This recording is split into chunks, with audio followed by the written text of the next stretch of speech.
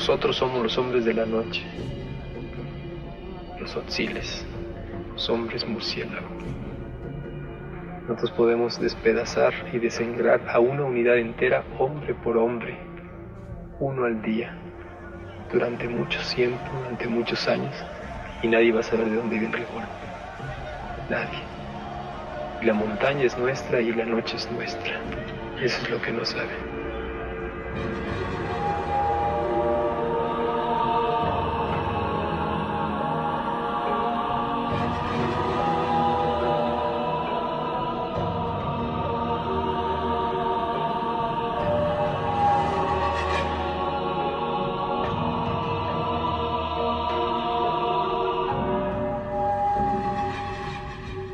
Es el 1 de enero de 1994.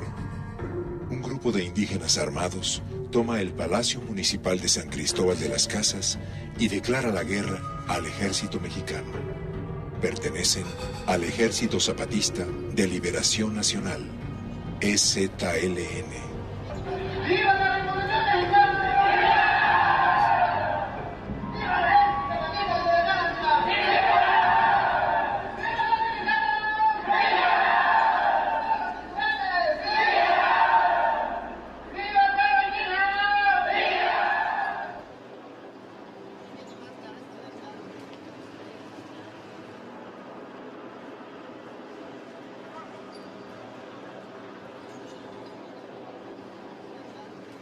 Los rebeldes, en su mayoría tzotziles, celtales, choles y tojolabales, han decidido levantarse en armas en esta fecha que marca la entrada en vigor del Tratado de Libre Comercio y el inicio del año electoral.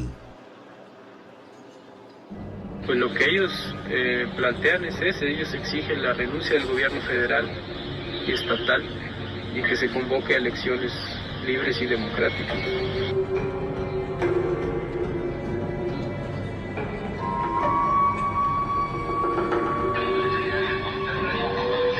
Yo consigo, compañeros. 5 cabeceras municipales del estado de Chiapas son tomadas por los zapatistas: San Cristóbal de las Casas, Chanal, Ocosingo, Altamirano y Las Margaritas. En San Cristóbal, el EZLN da a conocer la primera declaración de la selva lacandona.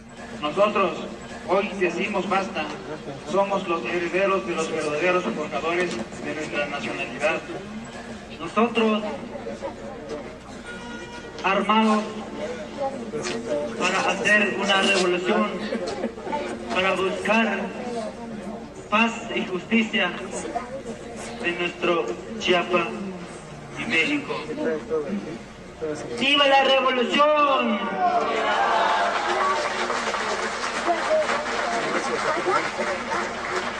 ¡Viva el Ejército Zapatista de Liberación Nacional! Luchan por salud, educación, independencia, tierra, paz, libertad, democracia.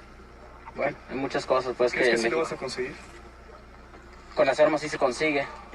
¿Cuántos son ustedes? Allá dicen que son 200. ¿Cuántos son en total? No, pues aquí somos un chingo.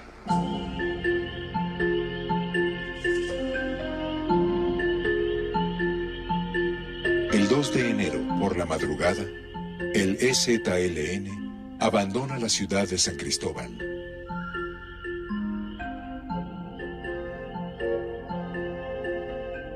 Los zapatistas se disponen a atacar el cuartel militar de Rancho Nuevo, ubicado a pocos kilómetros de distancia. Las fuerzas rebeldes logran extender los combates a 14 municipios del estado y liberan a cerca de 200 presos.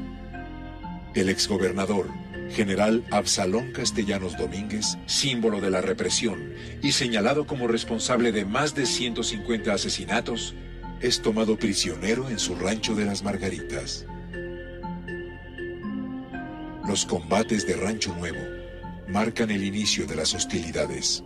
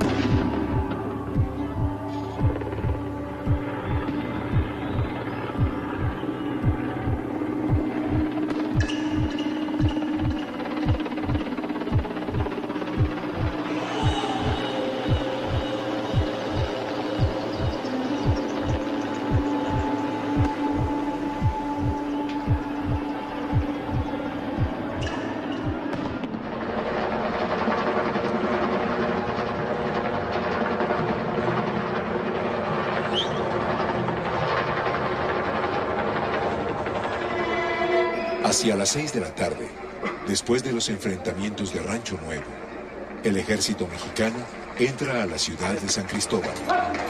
Los soldados irrumpen en el Palacio Municipal que un día antes ocuparan los insurgentes.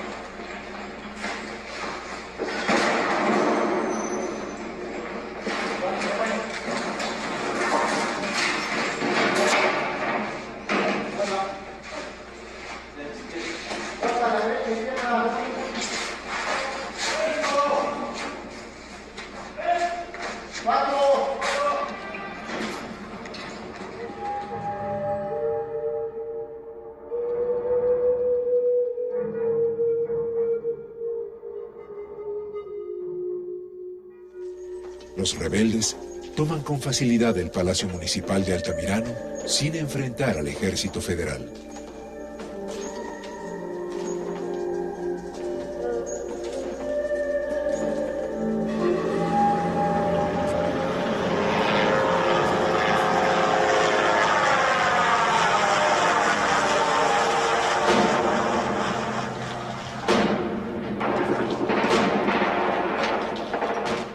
Los enfrentamientos más sangrientos tienen lugar en Ocosingo. En el mercado municipal, decenas de zapatistas y varios civiles pierden la vida después de sufrir, por varias horas, el embate del ejército.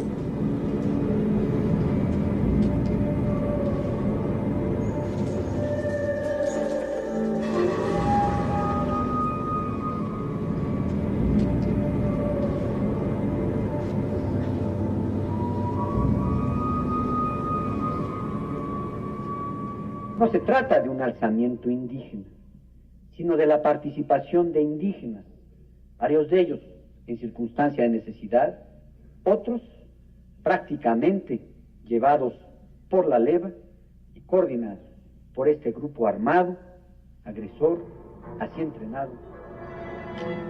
La respuesta inicial del gobierno habla de 200 alzados, entrenados y manipulados por profesionales de la violencia de origen extranjero.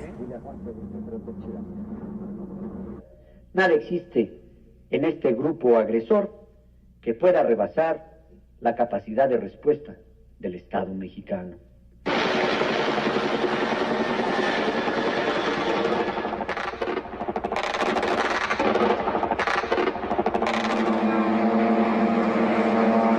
Diablo, diablo. Diablo, diablo, diablo.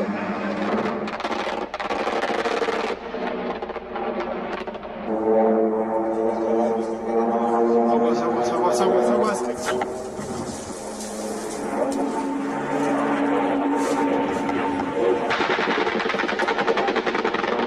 ¿Sabes qué? Están barriendo la zona, güey. Vámonos. Vámonos. Está limpiando la zona. Ahí va, miren.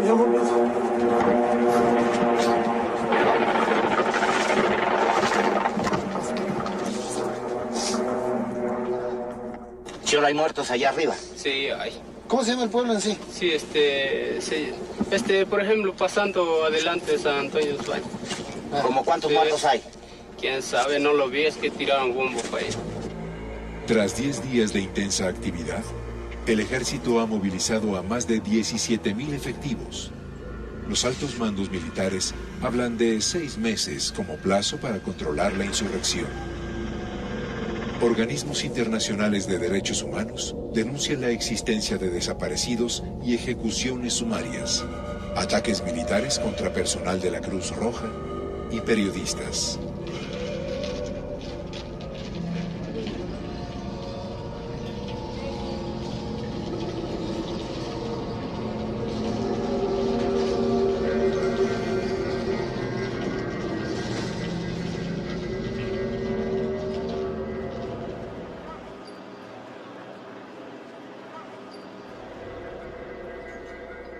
La rebelión indígena ha puesto al descubierto los ancestrales rezagos que marcan la vida de un rincón olvidado de México, Chiapas.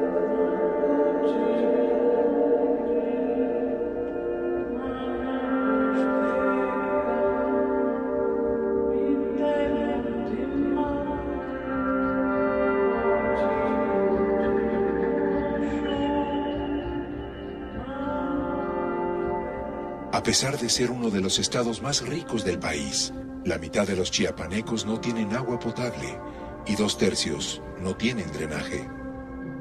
El 90% de la población en el campo tiene ingresos mínimos o nulos. La educación es la peor del país. En zonas rurales de cada 100 niños, 72 no terminan el primer grado. Cientos de niños mueren por enfermedades curables.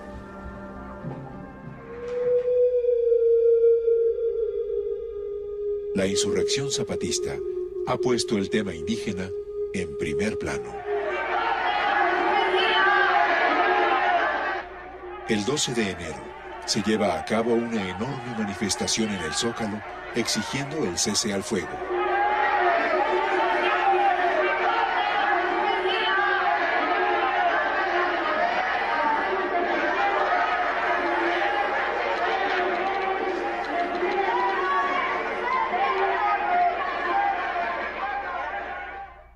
Enviaré una iniciativa de ley para otorgar una amnistía general a todos los participantes en los hechos de violencia que afectaron varios municipios del estado de Chiapas desde el día 1 de enero de 1994 hasta las 11 horas del día de hoy, 16 de enero.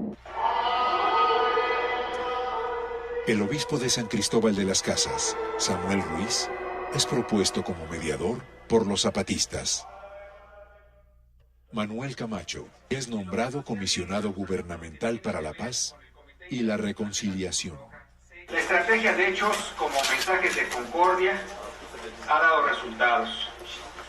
La comunicación escrita, pública y confidencial ha sido seria y ha contribuido a mantener el cese del fuego y abrir un progresivo retorno a la tranquilidad de la región. He recibido su comunicación confidencial para la realización de las jornadas para la paz y la reconciliación. Estoy de acuerdo con la propuesta. El general Absalón Castellanos habla desde su cautiverio. Bueno, yo me encontraba en mi rancho trabajando, era el 2 de enero de este año.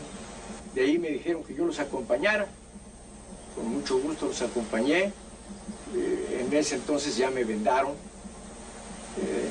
y me ataron las manos hasta llegar aquí a este lugar.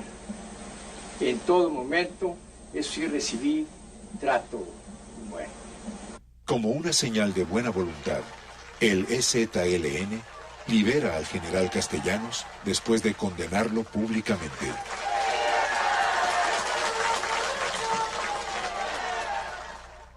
Durante su gobierno, Absalón Castellanos Domínguez se supo que se robó todo el dinero del magisterio y se fue a Brasil.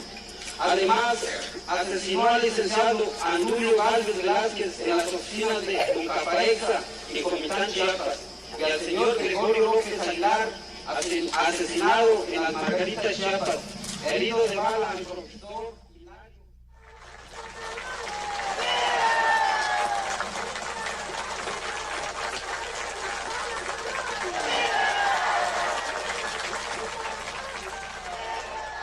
En esta serie de acercamientos juega un papel fundamental el obispo Samuel Ruiz.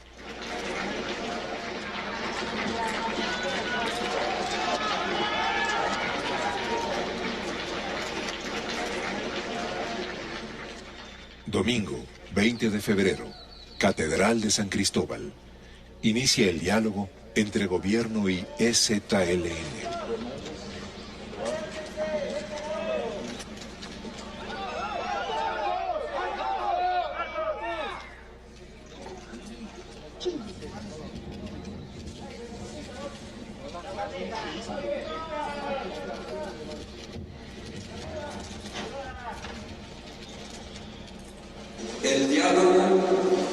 se ha iniciado ya.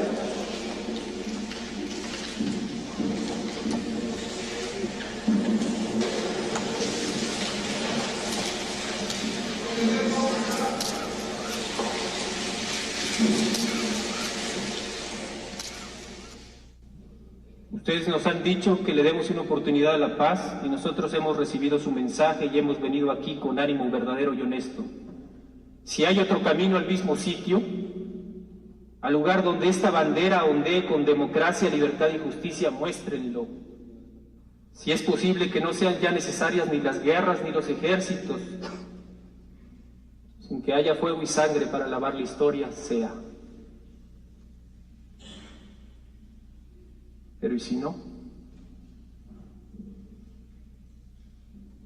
¿Y si se nos vuelven a cerrar otra vez todas las puertas? ¿Y si la palabra no logra saltar los muros de la soberbia y la incomprensión? ¿Y si la paz no es digna y verdadera? ¿Quién, preguntamos, quién nos negará el sagrado derecho de vivir y morir como hombres y mujeres dignos y verdaderos? ¿Quién?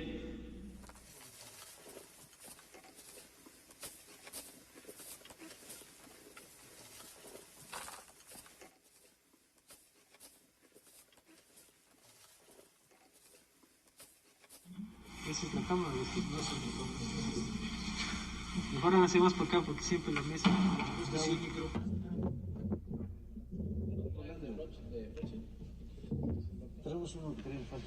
porque ya hay mucha explotación, mucha injusticia, ya no lo soportamos, ¿sí? Y es por eso, pues, a partir del 1 de enero, pues, no nos quedó otro remedio, pues, más que agarrar las armas.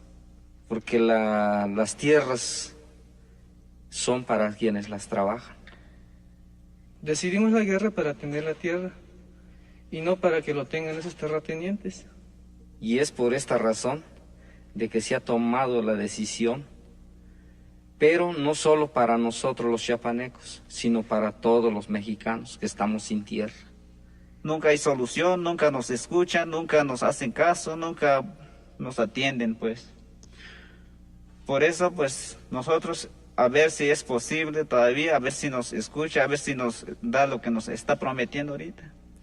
Pues hasta ahorita, pues, nos han dado, pues, tambaleches de papeleos, de puros papeles, pero ¿de qué nos sirve? No nos va a servir para nada, porque los papeles no los podemos comer, pues, ¿sí? Porque de hecho nosotros somos seres humanos también, comemos diariamente. Así como come el gobierno y así también nosotros tenemos derecho. Nosotros lo que estamos pidiendo es que se revise el Tratado de Libre Comercio, que es lo que pone los pelos de punta del gobierno federal. ¿Cómo vamos a hacer eso? ¿Cómo va a venir a mí a decirme un indígena que ni siquiera sabe hablar español que el proyecto de mi sexenio no lo tomó en cuenta, más que para hacerle un ataúd en el mejor de los casos, o ni siquiera eso? Pero dicen los compañeros, la única condición en que nosotros entregaríamos las armas es muertos, así de sencillo. Si alguien va a entregar las armas, estamos dispuestos a recibir las que entregue el Ejército Federal, pero solo eso. Pero ellos diferencian, es que el problema de la guerra no es de la tenencia de armas, sino de su uso. Nosotros estamos dispuestos a ceder el uso. O sea, dejar de usarlas durante un tiempo o para siempre, pues, pero nunca entregarlas, ¿no? Eso han sido muy claros. El momento en que se plantee lo de entrega de las armas, se acabó todo. Nadie va a aceptar nada, nadie.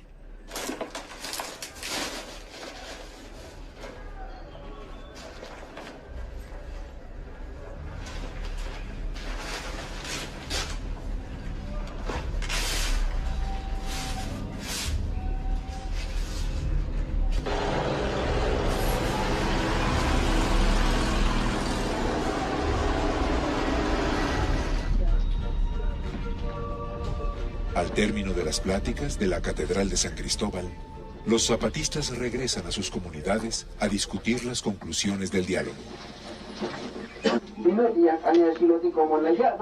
Propuesta. Se me como un partido o una organización social. Que renuncien todos los que tienen cargo en el gobierno, porque llegaron a sus cargos con trampa, para que haya un gobierno que haga su trabajo con leyes justas. El 23 de marzo de 1994, un suceso sacude al país.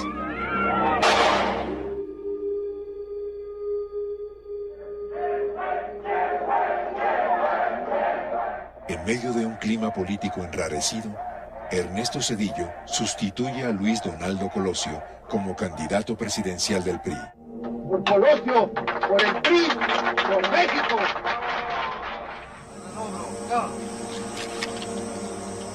Tras la muerte de Colosio, el ejército zapatista suspende las consultas y se declara en alerta.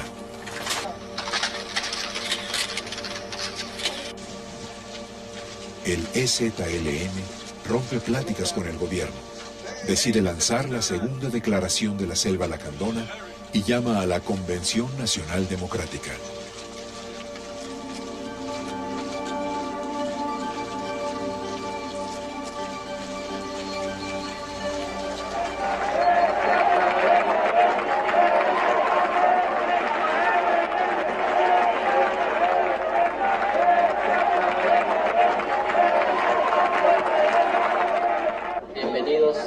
Llamados a la Convención Nacional Democrática.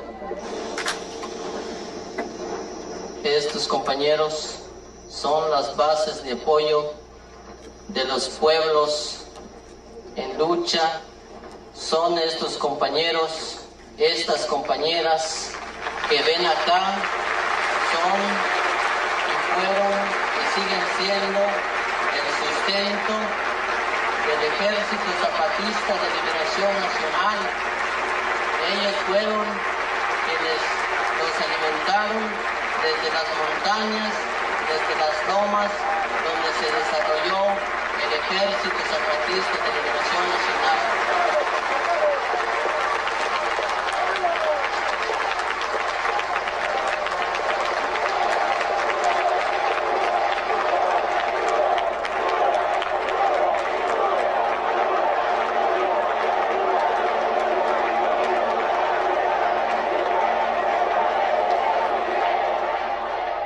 Quiero pedir permiso a ustedes para que las tropas zapatistas que se encargan de la seguridad de todos nosotros les presenten el saludo zapatista. En la punta de los fusiles zapatistas verán una cinta blanca. Significa, como todo aquí, una paradoja: armas que aspiran a ser inútiles.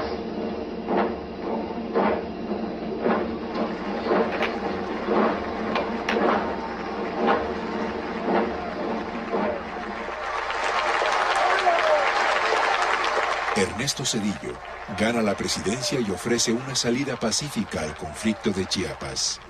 Estoy convencido de que es posible lograr en Chiapas una nueva negociación que nos lleve a una paz justa, digna y definitiva. No habrá violencia por parte del gobierno. Señor Ernesto Zedillo Ponce de León, bienvenido a la pesadilla. Por este medio me dirijo a usted en lo referente a su discurso de toma de posesión.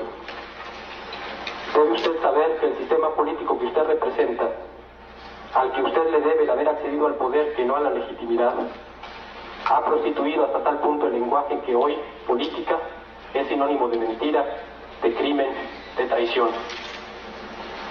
Yo solo le digo lo que millones de mexicanos quisieran decirle. No le creemos.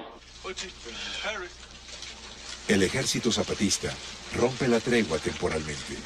Traspasa en silencio el cerco impuesto por el ejército federal, ocupando varios municipios del estado, e inicia la fundación de lo que hoy conocemos como municipios autónomos. Sorpresivamente, el presidente cambia su discurso, acusa de terrorismo a la dirigencia zapatista e inicia una ofensiva en donde el Procurador General de la República, el panista Antonio Lozano Gracia, aporta el sustento jurídico. 5 cohetones pirotécnicos de pólvora, 6 artefactos explosivos de fabricación hechiza en recipiente de vidrio y un artefacto explosivo de papel. Todo esto en posesión de grupos pertenecientes al Ejército Zapatista de Liberación Nacional. Hoy mismo se han librado órdenes de aprehensión en contra de las siguientes personas: Rafael Sebastián Guillén Vicente, alias Marcos.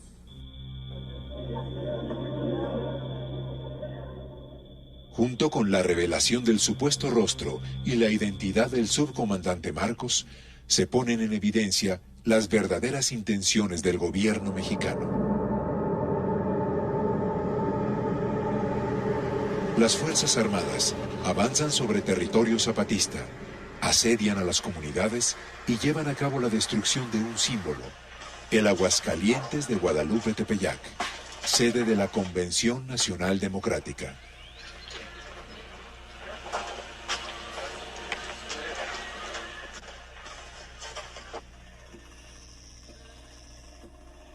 El Ejército Federal despliega sus tropas. Sin embargo, los soldados enfrentan algunas dificultades.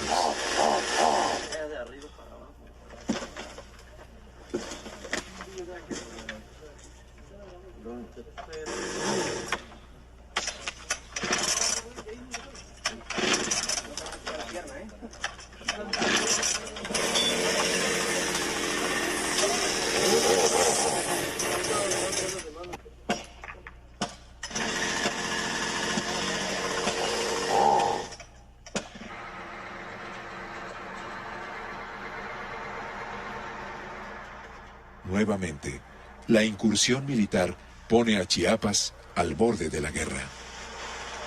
Las Fuerzas Armadas irrumpen en el ejido de Prado Pacayal en busca del subcomandante Marcos, obligando a la población civil a refugiarse en las montañas. Pues vas a ver qué nos vino a hacer el ejército mexicano, pues nos vino a destruir todas las casas, ¿eh? Y ahorita pues en esta serranía nos andamos, todos lo trillamos ahí, ¿ves? Ahorita enfermo todas las criaturas y todo, ahí murieron criaturas y todo, hay mucha cima, y sufrimiento de enfermedad y todo, y en nuestra casa pues destruyó todo. La comandancia zapatista logra escapar. Desde la selva, el EZLN envía un mensaje a la sociedad civil.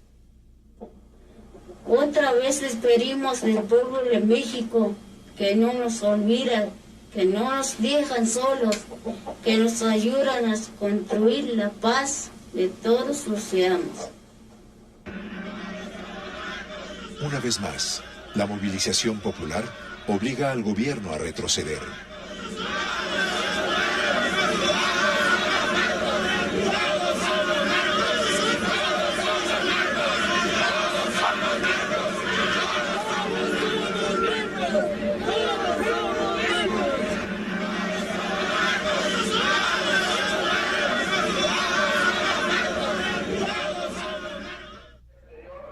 El 11 de marzo de 1995, el Congreso de la Unión aprueba la Ley de Concordia y Pacificación que busca darle un marco legal al proceso de diálogo y dé solución al conflicto.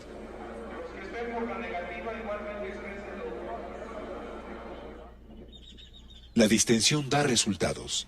En el ejido de San Miguel, inician los primeros encuentros informales entre la delegación gubernamental y los insurgentes para establecer las condiciones de los diálogos que se llevarán a cabo en el municipio de San Andrés.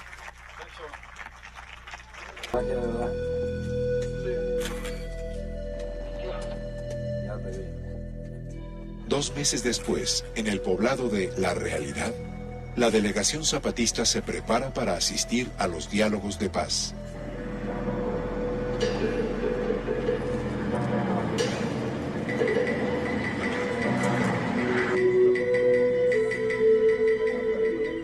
El subcomandante Marcos, jefe militar del EZLN, no acude a estos encuentros.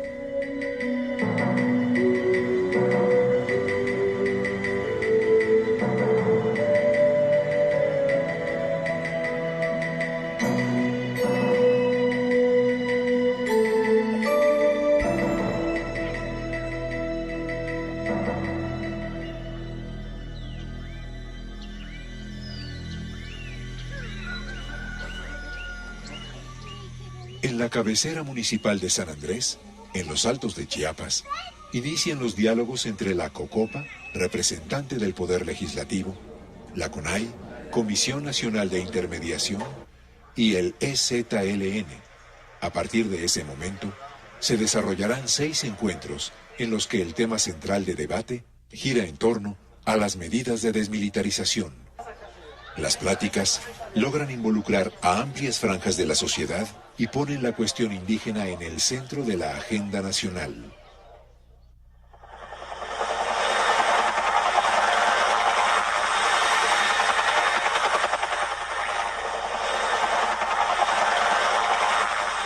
Lejos de la mesa de negociación, el ejército mexicano desarrolla una estrategia de guerra de baja intensidad. Se incrementa la presencia militar en la zona de conflicto, alterando la vida de los pobladores y rompiendo su unidad. Miles de indígenas son desplazados de sus comunidades.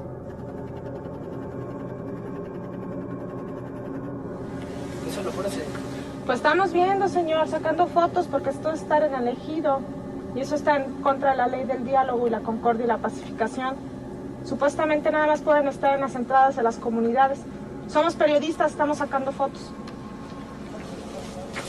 Por eso, nosotros estamos sacando al ejido. El problema es que hay soldados en el ejido. No lo queremos molestar a usted, señor. O sea, yo sé que ustedes los mandan a que se posicionen aquí. Pero el problema es que están en una parcela y aquí no pueden estar. Sí. Es parte del ejido. Sí, por favor. Silenciosamente, el Ejército Federal toma posiciones, promueve la delación y elabora listas negras. La inteligencia militar trabaja.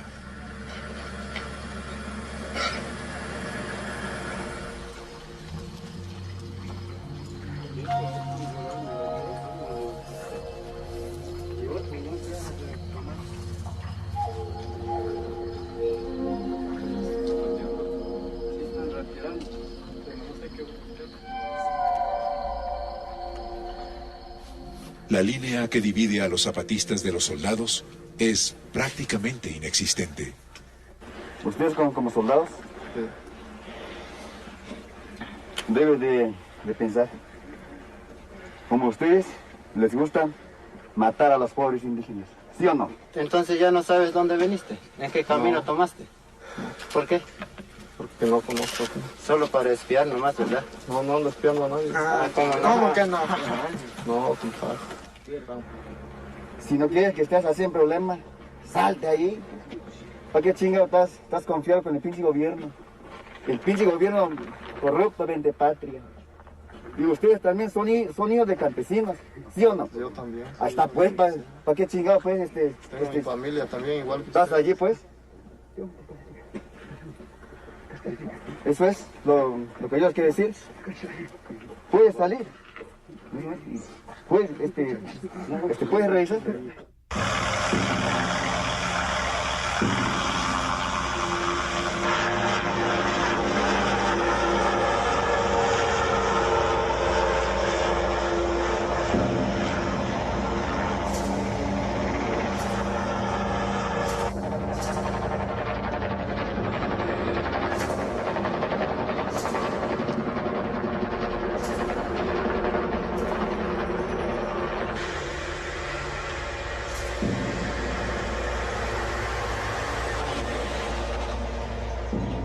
Durante los diálogos, las comunidades zapatistas son víctimas de un constante hostigamiento. El asedio incluye a la CONAI y en especial al obispo Samuel Ruiz.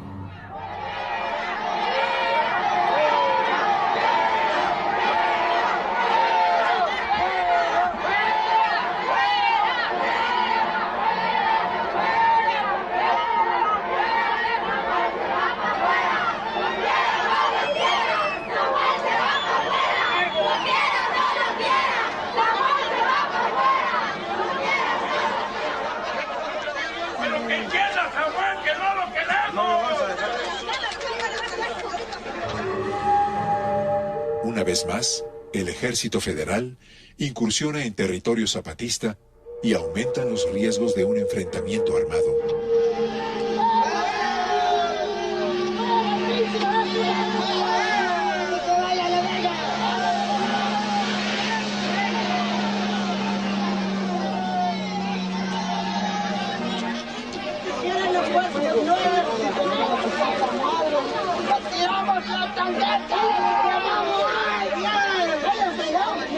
Aquí no necesitan tanquetas, no necesitan cañones. Váyanse ya. No necesitamos ejército, aquí pendejos. ¿Tienen de qué andes? ¡Tienen están acostumbrados la gente de vivir así!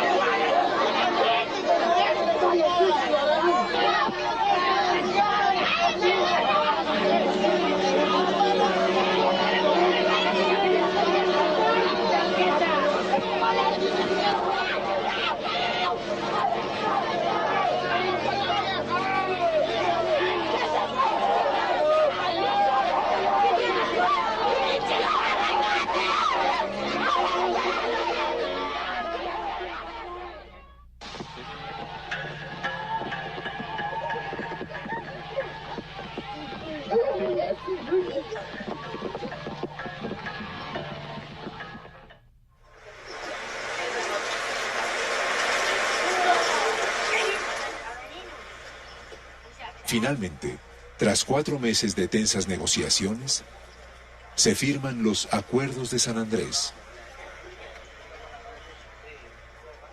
Los puntos negociados con el gobierno no resuelven la totalidad de las demandas indígenas, pero sí se comprometen a solucionar algunas de las más relevantes.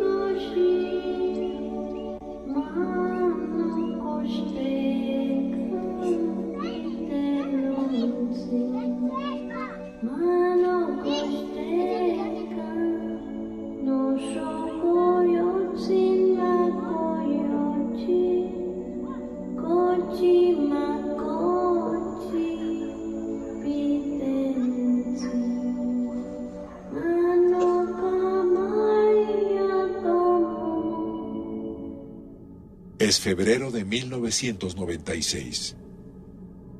Con la firma de los llamados Acuerdos de San Andrés, se cierra un capítulo del conflicto en Chiapas. No obstante, mientras el gobierno habla de paz, el ejército se prepara para la guerra.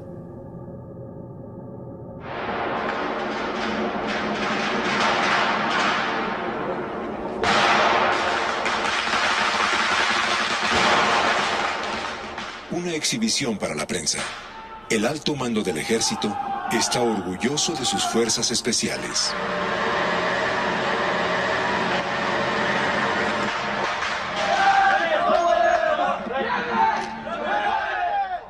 Los soldados mexicanos corean consignas amenazantes contra los zapatistas. Si vestido de verde, yo voy por combatiente. Si vestido de verde, yo voy por combatiente. Soy loco, soy demente. Soy loco, soy demente.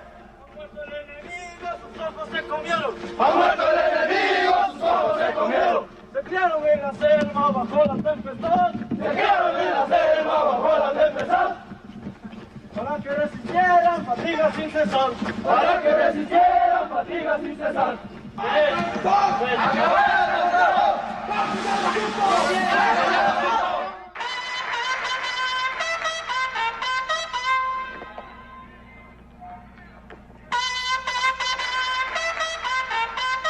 En su segundo informe, Zedillo omite toda referencia a los llamados Acuerdos de San Andrés y hace naufragar el proceso de diálogo. La comandancia del EZLN, otra vez sintiéndose engañada, se retira de la mesa de negociaciones.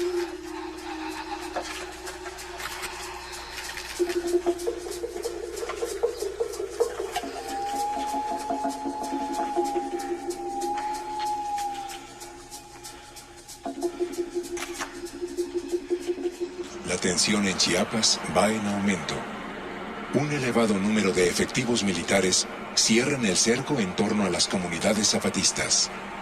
Chiapas es un estado ocupado por el ejército.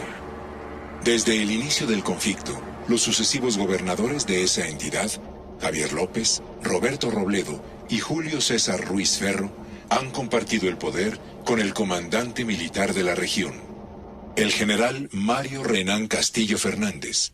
Entre 1995 y 1997 fue el jefe de la 7ª Zona Militar en Chiapas.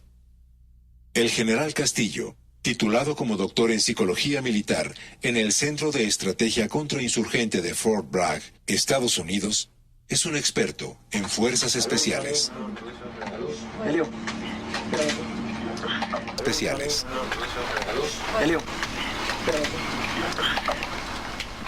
Durante el período en que la zona militar estuvo bajo su mando, se tuvo noticia del surgimiento de al menos 6 grupos paramilitares de filiación priista o Frente Cardenista, como Paz y Justicia y los Chinchulines, localizados en el norte del estado. Máscara Roja y el movimiento indígena revolucionario antizapatista, MIRA, en los Altos de Chiapas, y la Alianza San Bartolomé de los Llanos, que actúa en el área de los valles centrales.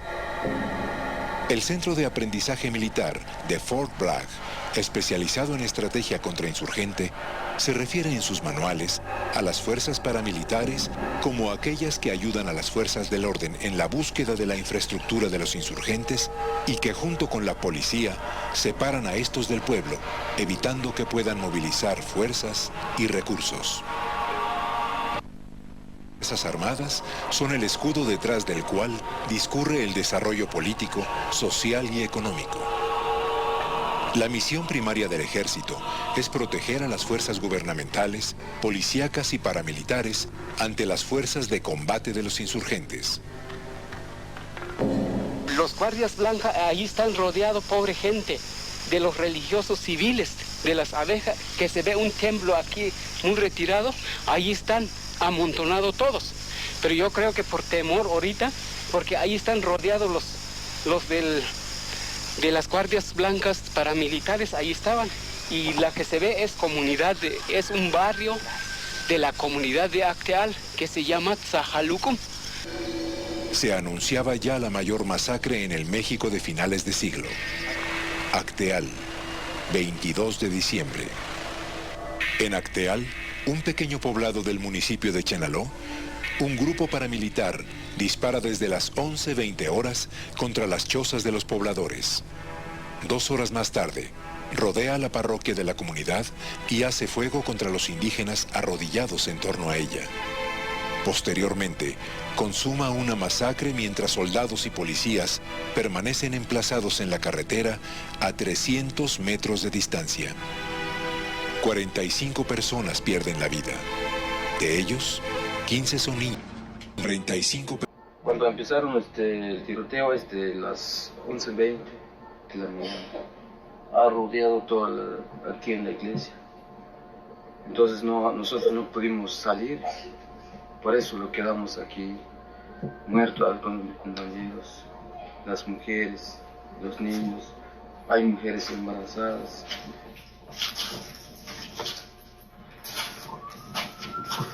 Pues aquí, señores, yo me quedé escondido aquí, como quedé muerto, como pensaba yo. Aquí se salvó 2 de mis hijos, entraron aquí en la cueva. Por eso, hasta ahorita me estoy triste, porque se murió mi mujer, se murió mi hijo, son uno de mis cuñados, una de mi hermana, 3 sus hijos, mis cuñados que se murieron.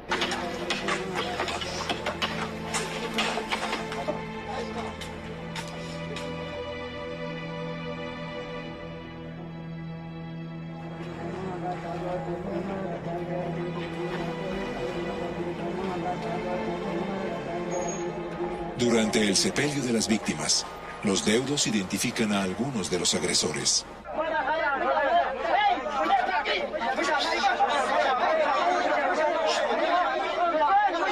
42 hombres son detenidos.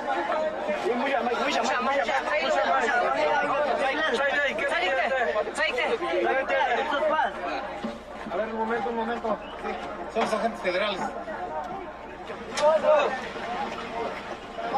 Toda la gente que vayan a subir primero, chequenla, ¿eh? Sí, sí.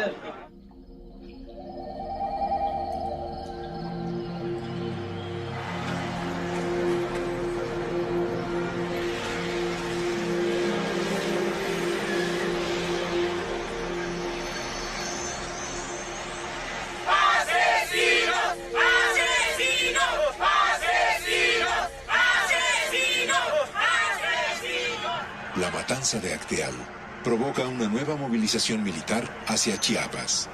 5,000 efectivos militares más son destacados en la entidad.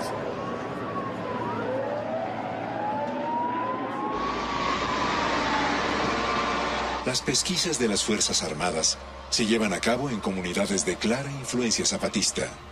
Los grupos paramilitares más señalados como Paz y Justicia y los Chinchulines en el norte del estado no son investigados. La existencia de estos grupos da lugar al fenómeno de los desplazados. Hacia finales de 1997, alrededor de 11,000 indígenas han abandonado sus comunidades debido a la violencia y amenazas de los grupos paramilitares. Estas son las condiciones de vida en un campamento de desplazados. Aquí hay una mujer que acaba de hacer su hijo. Y la mujer, pues justamente ahorita les corrieron a los señores, ¿verdad? Y mira, aquí nació su hijo en el monte, ¿verdad? Por eso la gente anda llorando por parte de él, por parte de ella. Y como ellos dicen que les corrieron, les quemaron sus casas, les robaron algo, les robaron todo y no sacaron nada de...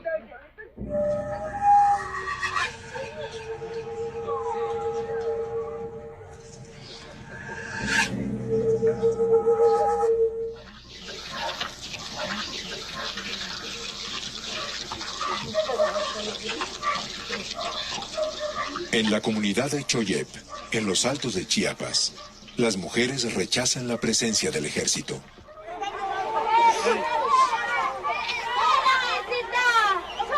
Están violando la ley mexicana, porque no hace...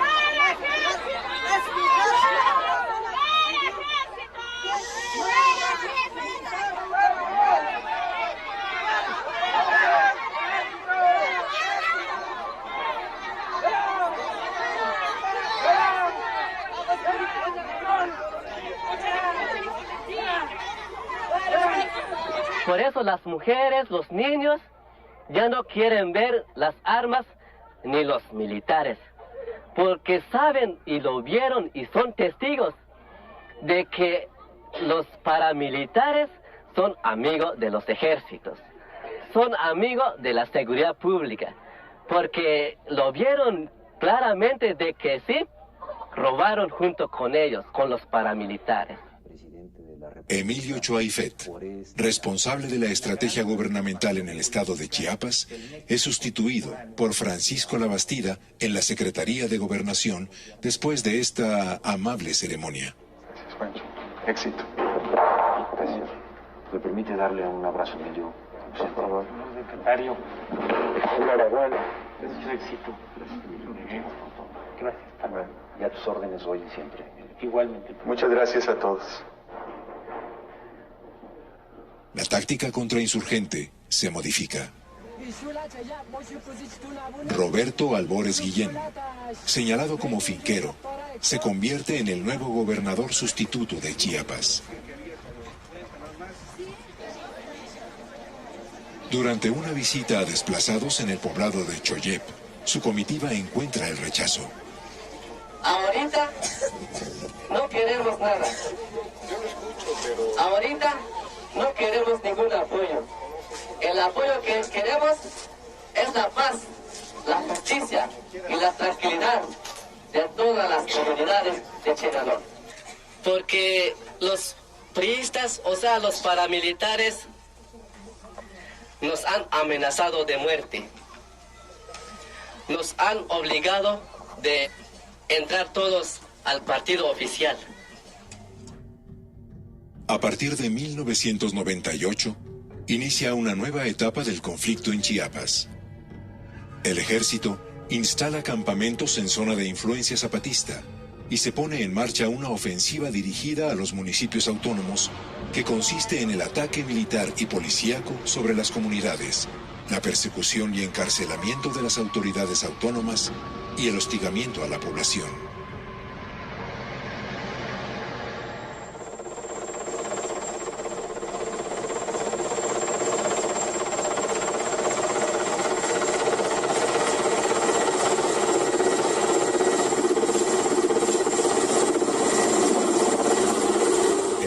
Desata una guerra contra los municipios autónomos. La comandancia del EZLN se mantiene en silencio y sus bases de apoyo toman la iniciativa en la defensa de las comunidades. La presencia de las mujeres se convierte en el símbolo de la resistencia.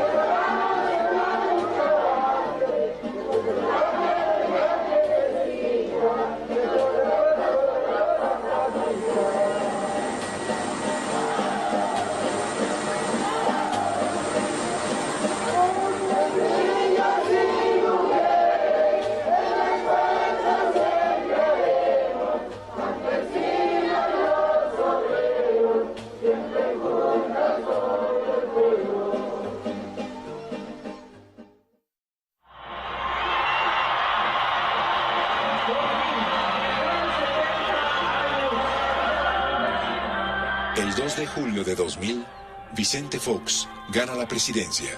71 años de partido de Estado concluyen.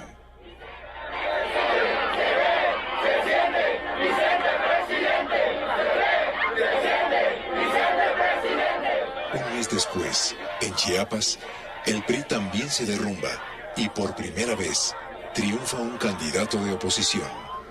Pablo Salazar Mendiguchía es el nuevo gobernador.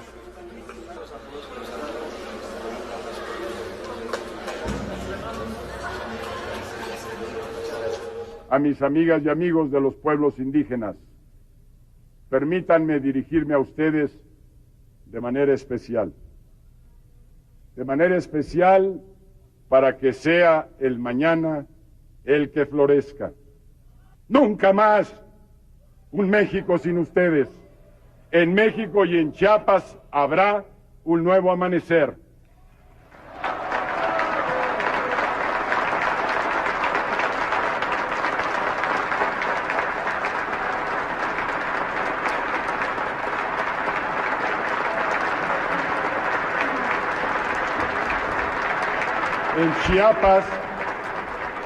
En Chiapas serán las acciones, no las palabras huecas, el eje vertebral de una nueva política federal y presidencial que conduzca a la paz. Fue mi palabra empeñada enviar a este Congreso de la Unión como iniciativa de ley el documento elaborado por la COCOPA que sintetiza el espíritu de los acuerdos de San Andrés. Y este será mi primer acto de mi gobierno en referencia a este Congreso. El próximo martes tienen aquí tal iniciativa. Un día después del discurso presidencial, el EZLN anuncia la marcha de su comandancia a la Ciudad de México y pone 3 condiciones para reanudar el diálogo. Las señales que demandamos son: A. Cumplimiento de los acuerdos de San Andrés, en concreto, la transformación en ley de la iniciativa elaborada por la Comisión de Concordia y Pacificación. B. la liberación de todos los zapatistas presos en cárceles de Chiapas y en otros estados. C. Desmilitarización. El señor Vicente Fox, durante su campaña y en todo el periodo posterior al 2 de julio del 2000, ha ofrecido el retiro de las Fuerzas Armadas Federales del territorio zapatista y el regreso del ejército a las posiciones que ocupaba antes del inicio de la guerra. El gobierno acepta cumplir con las 3 condiciones propuestas por los zapatistas. Sin embargo, el ejército se mantiene a poca distancia de Oventic, en los altos de Chiapas, y los pobladores exigen el retiro de la base militar.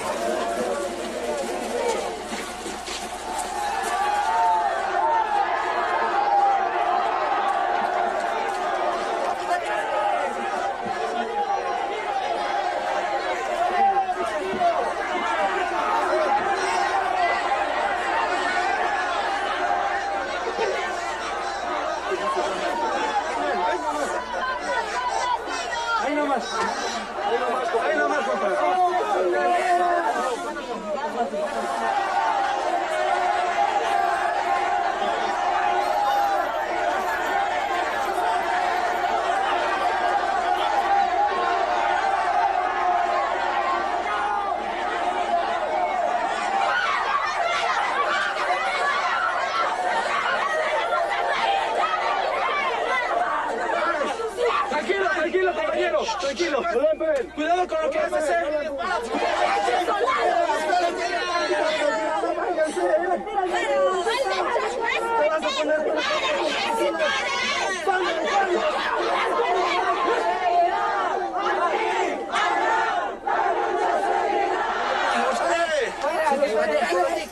Al día siguiente, el ejército se retira.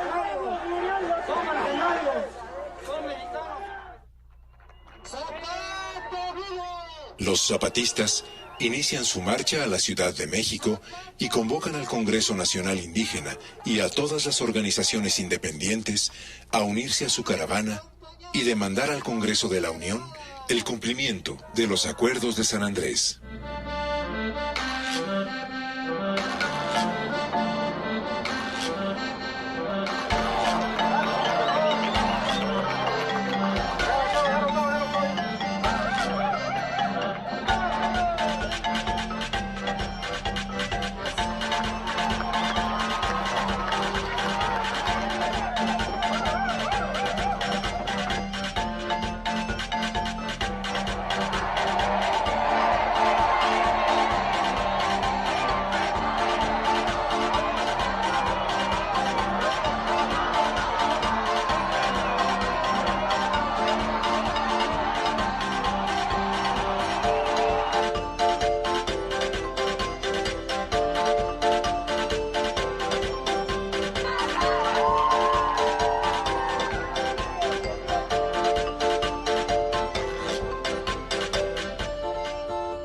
Esta delegación se dirige al Congreso de la Unión a defender la iniciativa de ley elaborada por la COCOPA sobre Derecho y Cultura Indígena.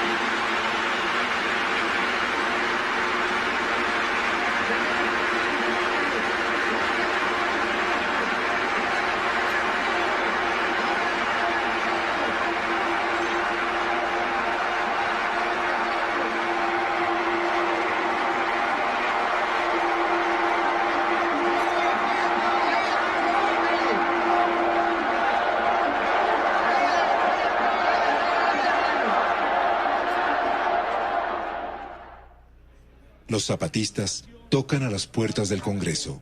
Felipe Calderón, líder de los diputados del partido Acción Nacional, rechaza la presencia indígena en la más alta tribuna de la nación. Quiero decir por qué creemos que no puede ni debe aceptarse la utilización de la tribuna de esta Cámara para la representación zapatista.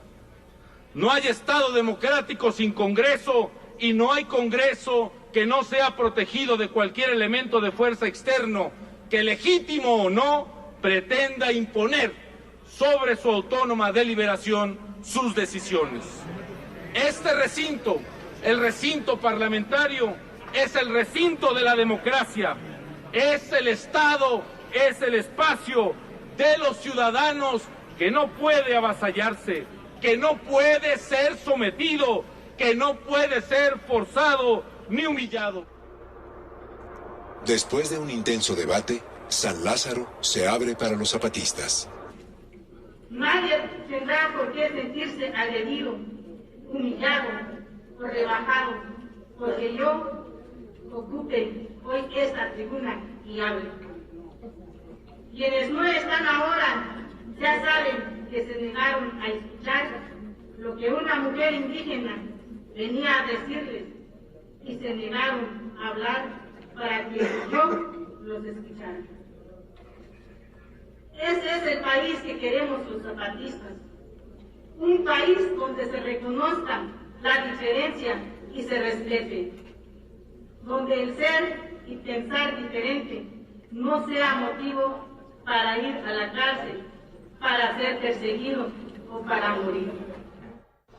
Cuando la delegación zapatista regresa a Chiapas, el gobierno aún no ha cumplido con las 3 condiciones para reiniciar el diálogo. Aunque se han retirado los 7 campamentos militares de zona zapatista, no hay indicios de desmilitarización. Una vez más, la comandancia del EZLN decide mantenerse en silencio en espera del cumplimiento de los acuerdos sobre derechos y cultura indígenas.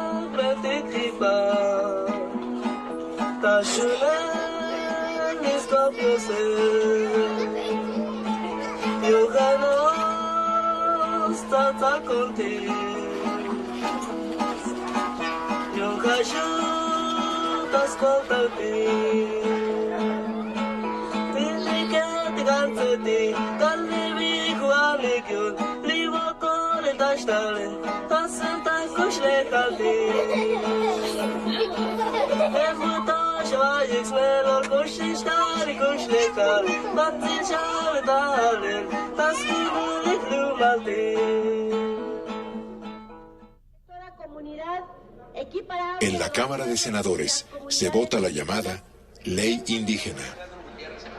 Cárdenas a favor. Rutilio Escandón a favor. Antonio Soto sí.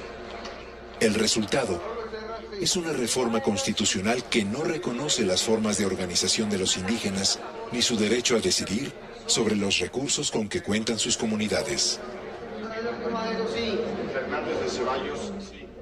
Los legisladores de Acción Nacional, del PRI y del PRD dan la espalda a la propuesta de la Comisión de Concordia y Pacificación. Los acuerdos de San Andrés son convertidos en letra muerta. Desde el Senado, el Estado mexicano desprecia una vez más la voz de los indígenas. Vicente Fox incumple compromisos y el Partido de la Revolución Democrática sella un episodio de traición a sus principios y compromisos. Los 3 principales partidos políticos de México, que son el PAN, el PRI y el PRD, se burlaron de todos los pueblos indios de México, de todo el pueblo que apoyó el reconocimiento de nuestros derechos y de la gente de todo el mundo que también nos apoyaba.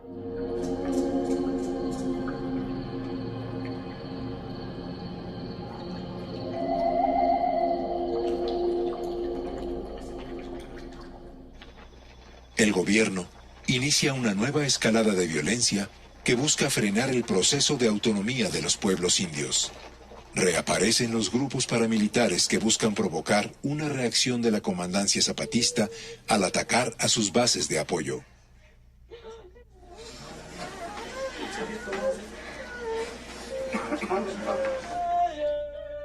En el municipio autónomo 17 de noviembre es asesinado en su propia milpa y en presencia de sus hijos José López Sánchez, autoridad de dicha comunidad. Las bases zapatistas de varios municipios autónomos de la región realizan una marcha de protesta y responsabilizan a los poderes federal y estatal del asesinato de don José.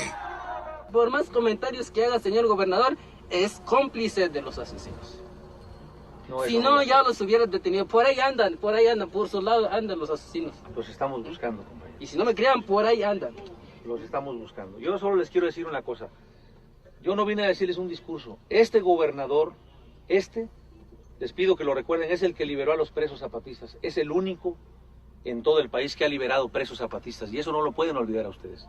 Nosotros lo ha liberado el gobierno es por la movilización de los pueblos indígenas, es por la movilización de los zapatistas, es por la movilización de la sociedad, por una presión. ¿Cómo le vas a calmar ese enojo que todavía sienten? Porque es compañero nuestro, es un compañero que dio su vida, que luchó. Y todavía vienes a decir, no, vamos a hacer justicia. Nunca ha habido justicia. Nunca.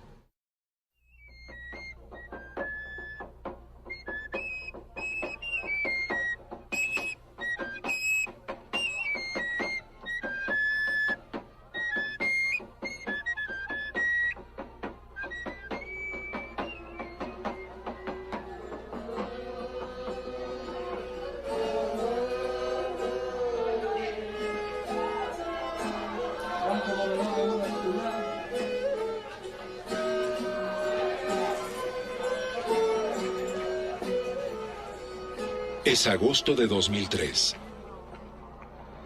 La comandancia del EZLN regresa a la escena pública.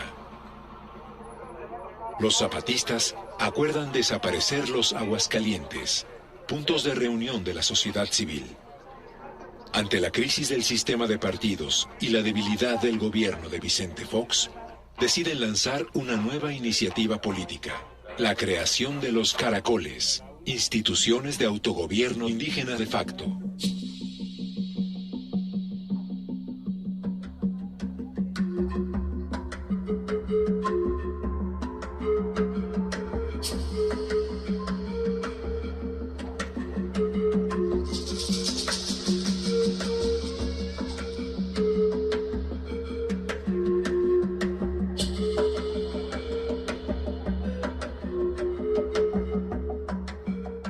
Después del desprecio del Poder Legislativo y de la Suprema Corte de Justicia, y basados en los acuerdos de San Andrés, que reconocen el derecho a la libre determinación y a la autonomía de los pueblos indios, los zapatistas fundan 5 caracoles que agrupan a 30 municipios autónomos.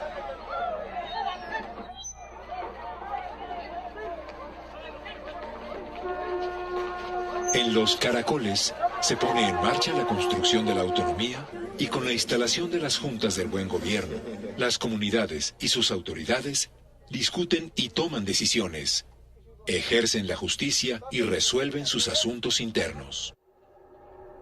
A partir de hoy, se levantan todos los retenes zapatistas instalados en caminos y puentes federales, estatales y locales, y se eliminan todos los cobros a particulares en caminos y carreteras dentro de los territorios rebeldes.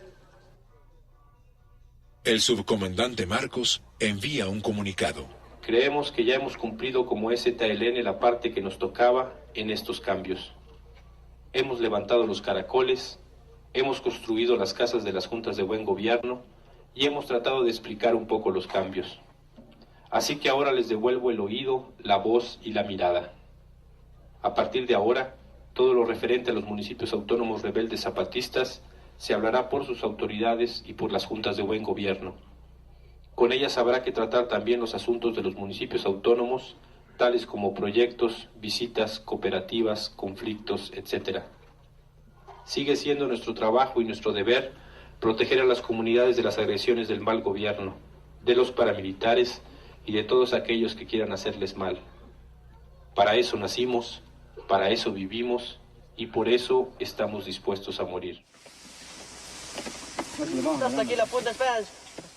Con la creación de las juntas de buen gobierno, inicia en la práctica el proceso de autonomía de los pueblos indígenas de Chiapas. Un proyecto que intenta construir nuevas formas de convivencia en las comunidades.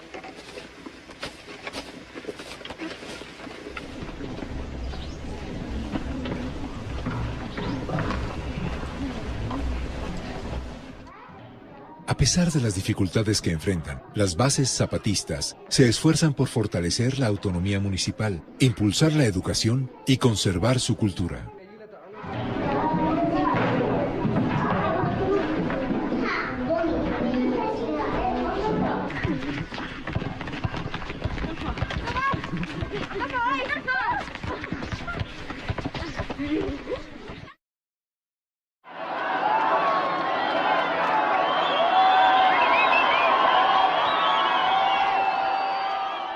Es 2005. La campaña por la presidencia da comienzo.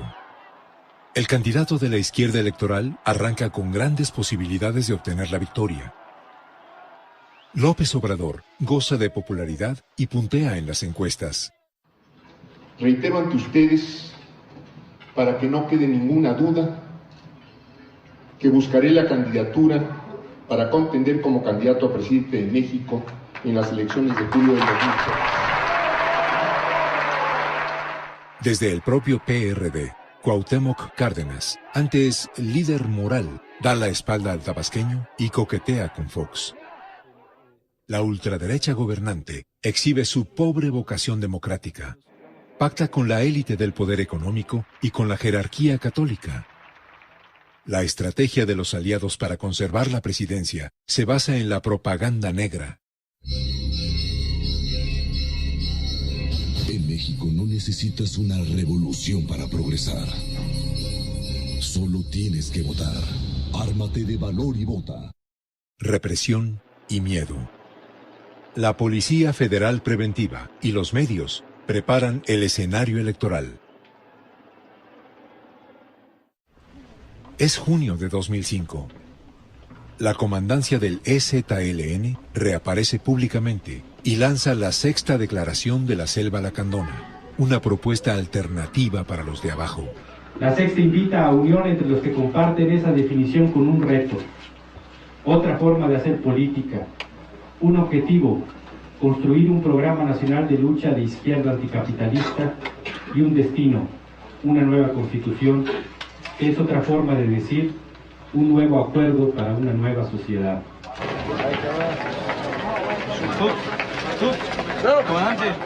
Comienza así la otra campaña.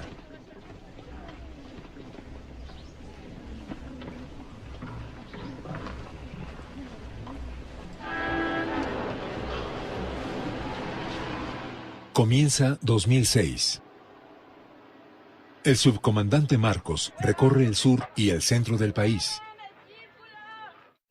En su discurso, critica con dureza a un ensoberbecido López Obrador y se olvida de los otros aspirantes a la presidencia. Desde la otra campaña, convoca a buscar alternativas al margen de los partidos. Abril de 2006. San Salvador Atenco. El Frente de Pueblos en Defensa de la Tierra se une a los zapatistas.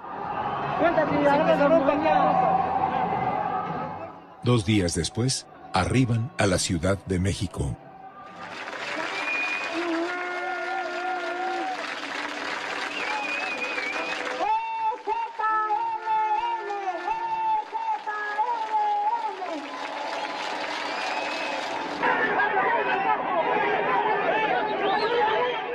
Una provocación es puesta en marcha. La Policía Federal Preventiva y las policías estatal y municipal reprimen y detienen a los campesinos de Atenco y a seguidores de la otra campaña.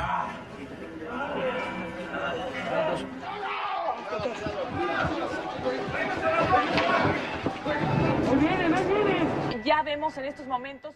La estrategia del poder pasa por la violencia y el ambiente político se enrarece. El mensaje disuasivo tiene destinatario, la izquierda social.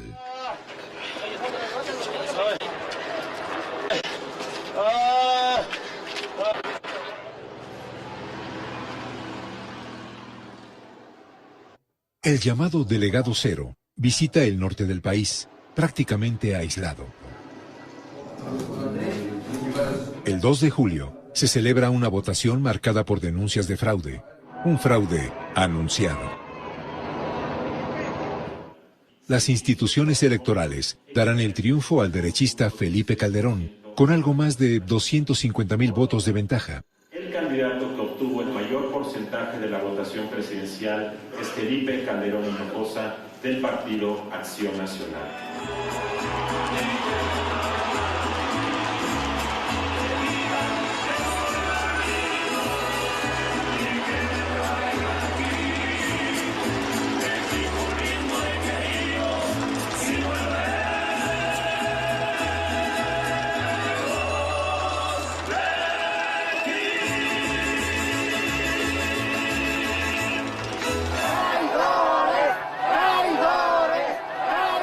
El país queda dividido y se adentra en una crisis política. El pueblo votó, Felipe la cagó. El pueblo votó, Felipe la cagó. El pueblo votó, Felipe la cagó. Lamento haber ganado, lamento decepcionarlos por haber ganado, pero bueno, pues son decisiones que corresponden a los pueblos.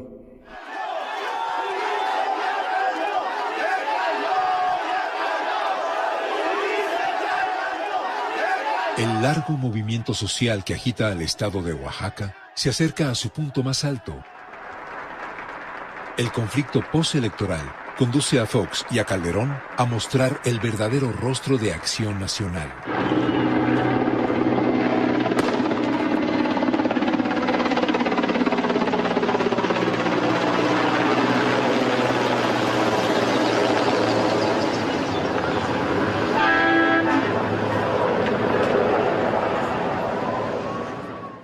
La represión en Oaxaca es a gran escala. Los cuerpos de seguridad y las bandas paramilitares atacan, detienen y desaparecen a activistas de la APO. La ultraderecha se endurece.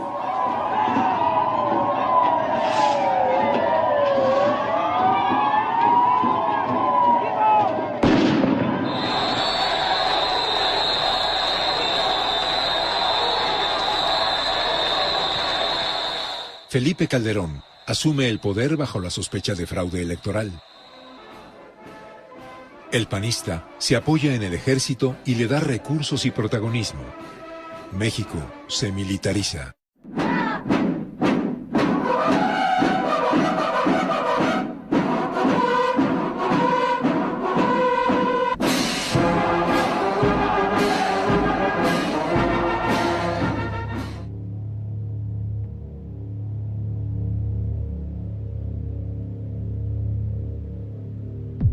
En territorio zapatista, nuevas incursiones de grupos paramilitares devuelven la tensión a esa zona.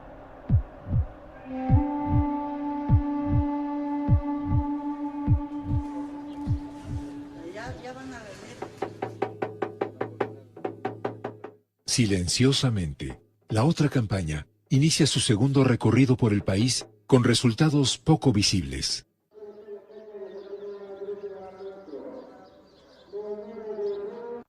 Producto de la estrategia ultraderechista y de sus errores y sectarismos, la izquierda se ha debilitado. López Obrador conserva parte de su poder de convocatoria. No obstante, México se derechiza.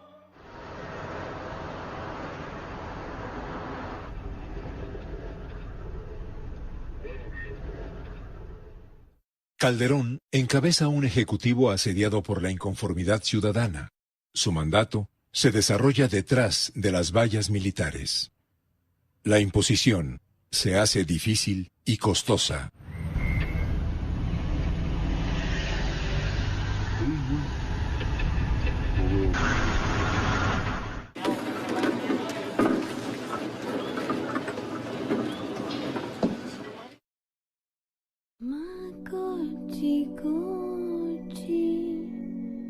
Los zapatistas se concentran en sus nuevas tareas y pacientemente esperan vientos más favorables.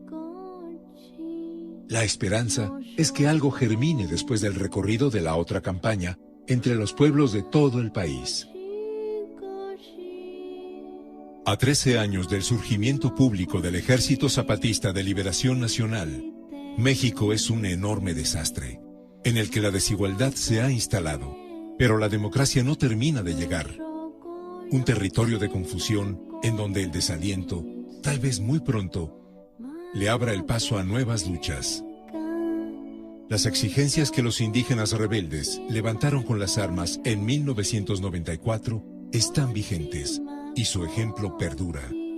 Una nueva página en la historia de México está por escribirse.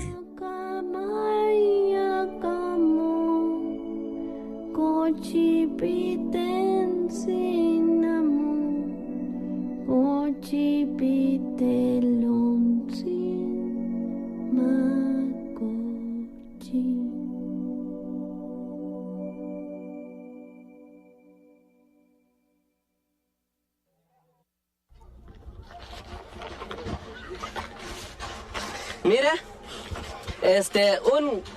un joven que tiene perdido su mente, está enfermo por el ataque, no sé. Es por el ataque. Tiene su hijito, es un varón. Como tiene perdido su mente, lo escuchó pues de que los militares dan consulta. Entonces se fue a pedir consulta con su hijito. Entonces los ejércitos lo consultaron a su hijo, les dio esta medicina. Pero esta medicina no tiene nombre. Mira, ni tiene nada. Ni se ve si está bueno todavía la medicina o está caducado. Y aquí es la receta. ¿Y por qué esta medicina no trae ni nombre? ¿Y por qué esta medicina se ve ya, pero ya es muy viejo? Deben de traer medicamento, pero bueno, con nombre, con buena medicina. Pero se ve que no sé si es para la enfermedad o no sé cómo sé eso.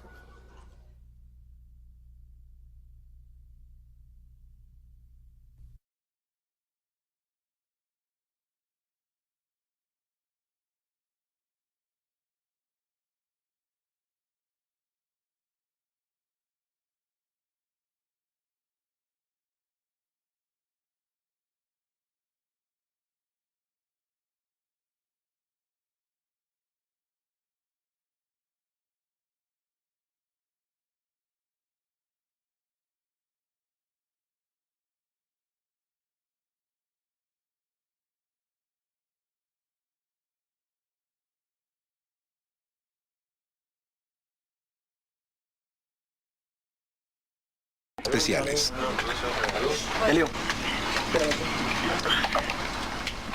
Durante el período en que la zona militar estuvo bajo su mando, se tuvo noticia del surgimiento de al menos 6 grupos paramilitares de filiación priista o Frente Cardenista, como Paz y Justicia y los Chinchulines, localizados en el norte del estado. Máscara Roja y el movimiento indígena revolucionario antizapatista, MIRA, en los Altos de Chiapas, y la Alianza San Bartolomé de los Llanos, que actúa en el área de los valles centrales. El Centro de Aprendizaje Militar de Fort Bragg, especializado en estrategia contrainsurgente, se refiere en sus manuales a las fuerzas paramilitares como aquellas que ayudan a las fuerzas del orden en la búsqueda de la infraestructura de los insurgentes y que junto con la policía separan a estos del pueblo, evitando que puedan movilizar fuerzas y recursos.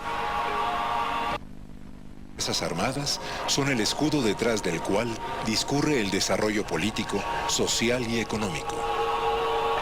La misión primaria del ejército es proteger a las fuerzas gubernamentales, policíacas y paramilitares ante las fuerzas de combate de los insurgentes.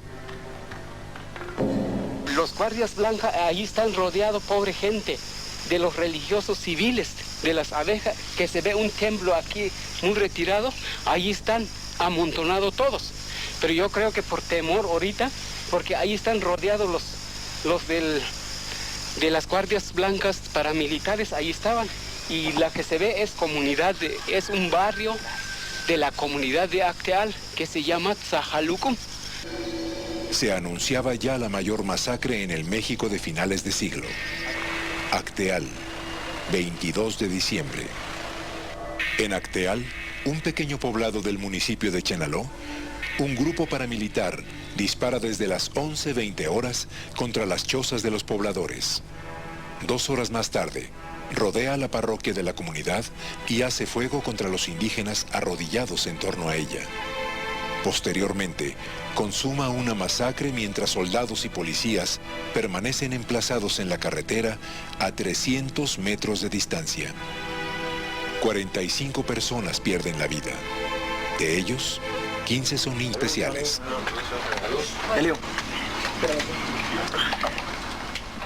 Durante el período en que la zona militar estuvo bajo su mando, se tuvo noticia del surgimiento de al menos 6 grupos paramilitares de filiación priista o Frente Cardenista, como Paz y Justicia y los Chinchulines, localizados en el norte del estado. Máscara Roja y el movimiento indígena revolucionario antizapatista, MIRA, en los Altos de Chiapas, y la Alianza San Bartolomé de los Llanos, que actúa en el área de los valles centrales. El Centro de Aprendizaje Militar de Fort Bragg, especializado en estrategia contrainsurgente, se refiere en sus manuales a las fuerzas paramilitares como aquellas que ayudan a las fuerzas del orden en la búsqueda de la infraestructura de los insurgentes y que junto con la policía separan a estos del pueblo, evitando que puedan movilizar fuerzas y recursos. Las Fuerzas Armadas son el escudo detrás del cual discurre el desarrollo político, social y económico. La misión primaria del ejército es proteger a las fuerzas gubernamentales, policíacas y paramilitares ante las fuerzas de combate de los insurgentes. Los guardias blancas ahí están rodeados, pobre gente, de los religiosos civiles, de las abejas, que se ve un templo aquí muy retirado, ahí están amontonados todos. Pero yo creo que por temor ahorita, porque ahí están rodeados los de las guardias blancas paramilitares, ahí estaban. Y la que se ve es un barrio de la comunidad de Acteal que se llama Tzahalucum. Se anunciaba ya la mayor masacre en el México de finales de siglo. Acteal, 22 de diciembre. En Acteal, un pequeño poblado del municipio de Chenaló, un grupo paramilitar dispara desde las 11:20 horas contra las chozas de los pobladores. 2 horas más tarde, rodea la parroquia de la comunidad y hace fuego contra los indígenas arrodillados en torno a ella. Posteriormente, consuma una masacre mientras soldados y policías permanecen emplazados en la carretera a 300 metros de distancia. 45 personas pierden la vida. De ellos,